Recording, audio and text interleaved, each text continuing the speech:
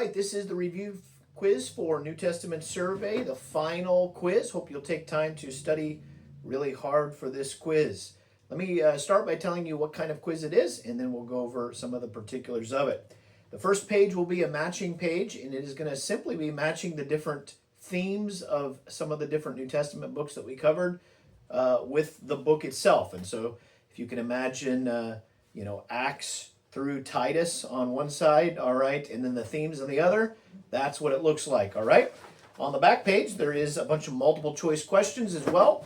And so, and this is some of the just information found in the book. So the right answer is there. You just got to figure out which one it is, all right? And then there's a couple of bonus questions there that will help you. If you get all of them right, you'll get extra points, and that'd be a blessing, all right? So let me go over just some of the stuff that we covered in different books of the Bible. I will say most of the general knowledge questions about the book, besides the themes, are found in books after Second Corinthians, because we've covered most of the information from Second Corinthians. So the themes, though, start in the book of Acts, all right? And so the theme for the book of Acts is preach the gospel to the world. And so you want to make sure that you know that one there, all right? Going on to Romans, of course, the theme for Romans was the redemption that is in Christ Jesus. And so we covered that theme there. First Corinthians, the theme is the order in the church. All right, of course, we talked about the different rules and things that Paul laid out for the church. And then in 2 Corinthians, the edification of the church, all right? From here on out, all right, from this point on, we will cover the themes and then some of the information as well that we discussed in the book to help you with those other types of questions, right? The book of Galatians, of course, dealt with the theme liberty in Christ. And of course, we mentioned in the book of Galatians that there were people that had come in, false teachers that had come in and tried to add Mosaic law and really preach another gospel, which was not another gospel. And of course, Paul said, whether we or whether a person or an angel comes in and gives a different gospel, let him be accursed. And so we mentioned that about Galatians. The theme of Ephesians is the exceeding riches of God's grace. And of course, we know that Paul spent 3 years in Ephesus, and so spent quite a bit of time in there. And a lot of things were covered in the book of Ephesus. We mentioned, of course, the armor of God that every Christian needs is found in the book of the book of Ephesians as well. Then we covered the book of Philippians. In Philippians, the theme is joy in Christ. And of course, we mentioned the word joy or rejoice is found multiple times in that book. And it's an interesting book because Paul wrote this book while he was in prison. And yet, if you read the book, it sounds like he's in a palace just enjoying life, all right? But he did write it from prison. We mentioned the book of Colossians dealt with the fact that Christ is preeminent. And Colossae was a small country village not too far from Laodicea. And so it wasn't as big of a church as some of the other churches that were in, but they had a lot of things. Satan tried to destroy that church and tried to use a lot of intellectualism and things to try to destroy the church. And yet Colossae stayed strong. We also mentioned the fact Epaphras was the elder at the church of Colossae. We mentioned the book of First Thessalonians, and we spent quite a little bit of time talking about First Thessalonians. The theme of First Thessalonians, Jesus is coming again.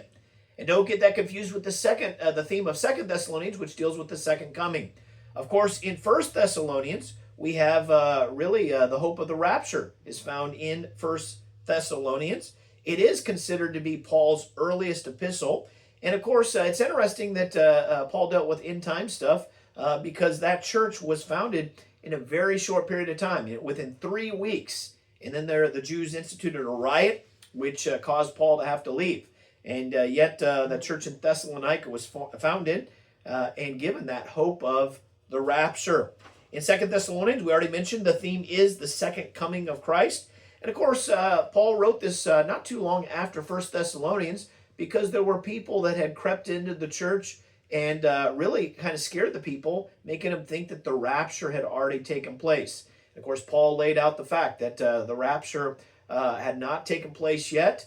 And they would have known because, after the rapture, the man of sin is revealed, the son of perdition, who is known as the Antichrist. And, of course, he talks about there's going to be an apostasy, and then the rapture would happen, and then that man of sin would be revealed. And so we spent quite a little bit of time there on Second Thessalonians. We mentioned, of course, 1st and 2nd Timothy.